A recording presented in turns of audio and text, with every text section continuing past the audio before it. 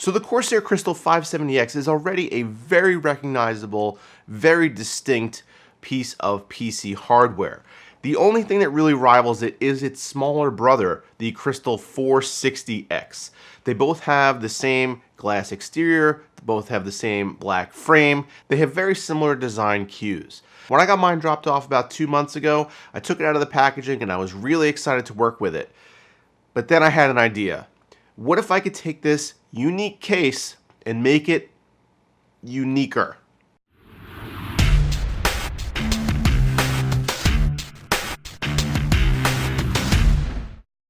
So the impetus for this idea was actually this case back here, the NZXT S340 Elite. I really liked the way the white case looked with the tempered glass side panel, and I knew that I'd be putting the system that's currently in here into a larger enclosure at some point in order to do a fully water-cooled build. That's coming up on the channel very soon. But I couldn't find a case that was both white and tempered glass and had the form factor that I liked. So I went ahead and made my own. But before we get into that, let's first take a look at the 570X as it comes right out of the box. Now, like I said before, this is a striking enclosure, really no matter how you look at it. It has tinted tempered glass panels on all sides except for the rear where the I/O is. Now, these panels are affixed to the chassis a little bit differently than a lot of other manufacturers are doing. Now, with most cases that come with tempered glass side panels, like the S340 Elite, the glass is mounted flush up against the box frame of the case. The glass panels are treated as a regular side panel would be, where it's fastened in place and it makes a flush seam with the rest of the panels on the side and top. Corsair approached this a little bit differently. They raised the panels away from the chassis, giving you gaps for airflow around all sides.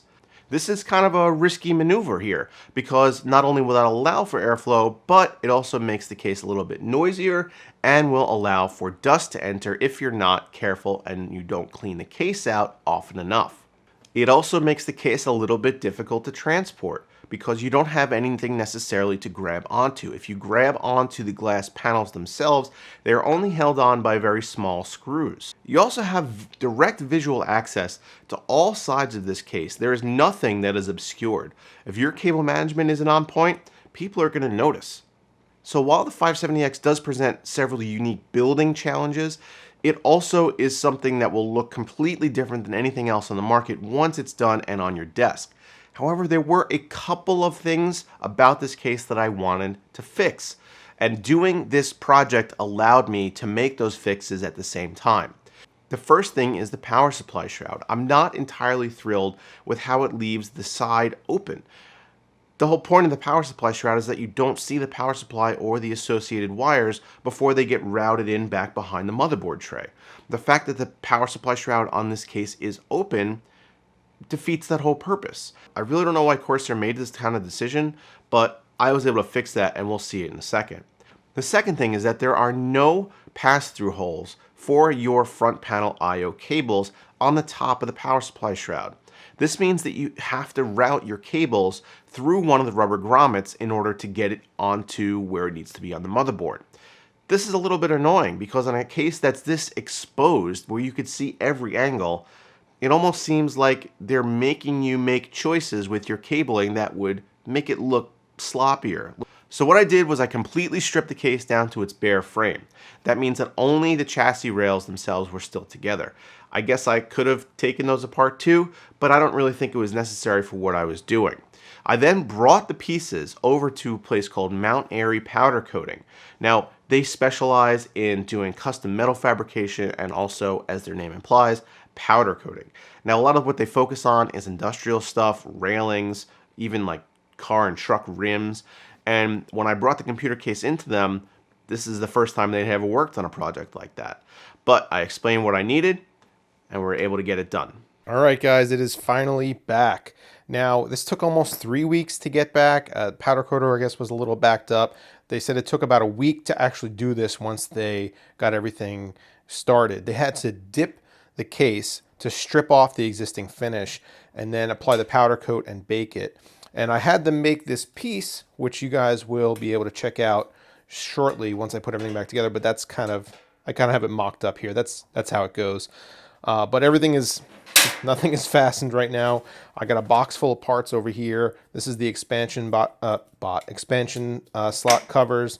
This is the radiator mount, and I have over there, I have all the corner brackets, and then over there I have all of like the feet and things like that. So when this is all done, hopefully, if everything goes back together the way it should, we're gonna have the white case with the black corners, black feet, and everything else should be white and covered in glass. So I hope that this looks really good. But this came back looking awesome. They did a great job on this powder coat. It's nice and thin. It's the color I want. Great job, guys. So hopefully I don't mess it up by putting it back together again. So now that everything was back, I was able to put it all back together again without any real issues. I bought myself some black-headed rivets so that the rivets wouldn't stand out by being silver, and we kept the same black and white color scheme. The results, I think, were awesome. First of all, if you're going to venture into this kind of a project, I would highly recommend using a powder coating company as opposed to just rattle canning it or even bringing it over to an auto body shop for painting.